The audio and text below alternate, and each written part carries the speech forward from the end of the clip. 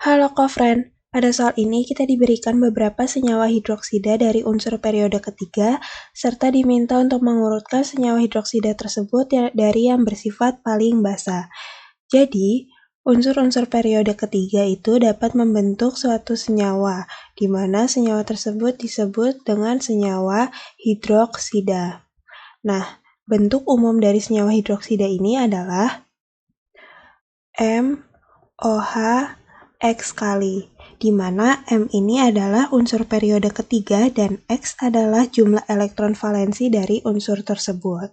Senyawa hidroksida dari unsur-unsur periode ketiga itu adalah yang pertama ada Na dengan senyawa hidroksidanya adalah NaOH, lalu Mg senyawa hidroksidanya adalah MgOH 2 kali, lalu ada Al dengan senyawa hidroksida AlOH 3 kali, lalu ada Si dengan senyawa hidroksidanya SiOH 4 kali, lalu ada fosfor dengan senyawa hidroksida POH 5 kali, lalu ada sulfur dengan senyawa hidroksida SOH 6 kali, lalu ada Cl dengan senyawa hidroksidanya ClOH 7 kali.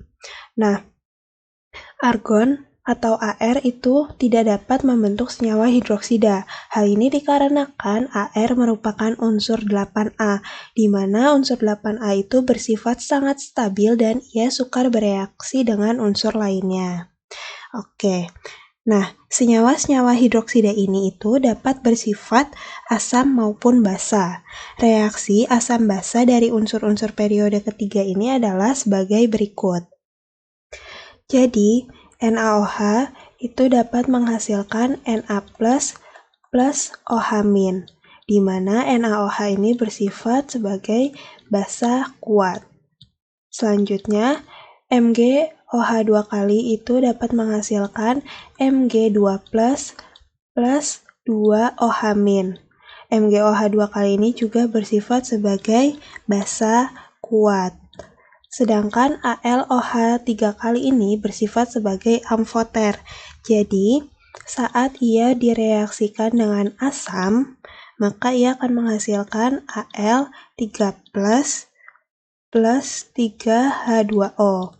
Nah, AlOH 3 kali ini akan bersifat sebagai basa, tepatnya basa lemah, saat direaksikan dengan asam.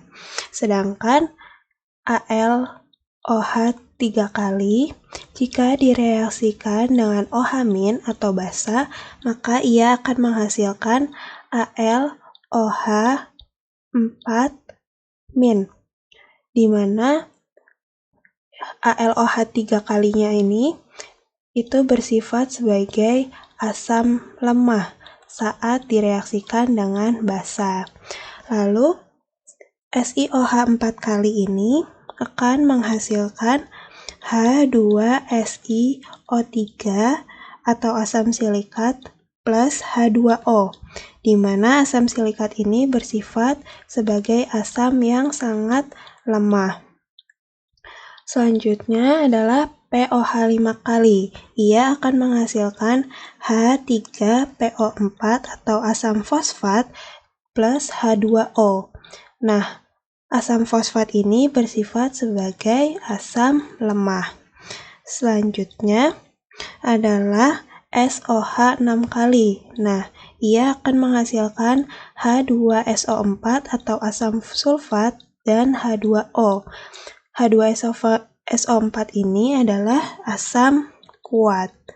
Selain itu, selanjutnya untuk ClOH 7 kali, itu dia akan menghasilkan HClO4 plus 3H2O. Nah, HClO4 ini adalah asam perklorat, di mana ia merupakan asam yang sangat kuat. Nah, sifat dari asam maupun basa yang dihasilkan dari reaksi asam basa senyawa hidroksida ini itu memiliki sifat yang sesuai dengan sifat asam basa dari senyawa hidroksida unsur periode ketiga, yaitu dari kiri ke kanan atau dari Na ke Cl, sifat basanya akan semakin berkurang. Hal ini terlihat dari reaksi yang sudah kita jelaskan tadi, dan sifat asamnya itu akan semakin bertambah. Oke, sekarang kita ke soalnya.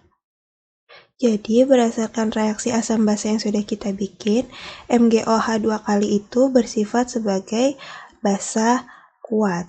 Sedangkan SiOH 4 kali itu merupakan asam yang sangat lemah.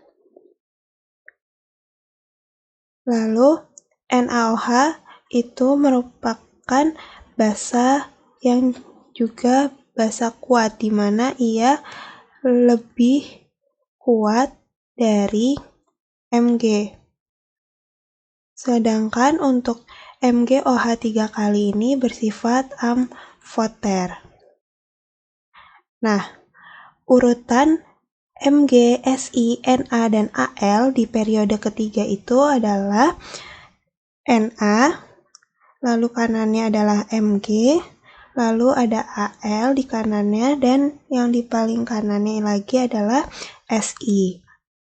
Nah, karena tadi disebutkan bahwa dari kiri ke kanan sifat basa itu semakin berkurang, berarti sifat basa dari Na, Mg, Al, Si ini itu adalah Na lebih basa dari Mg, lalu Mg lebih basa dari Al, dan Al lebih basa dari Si.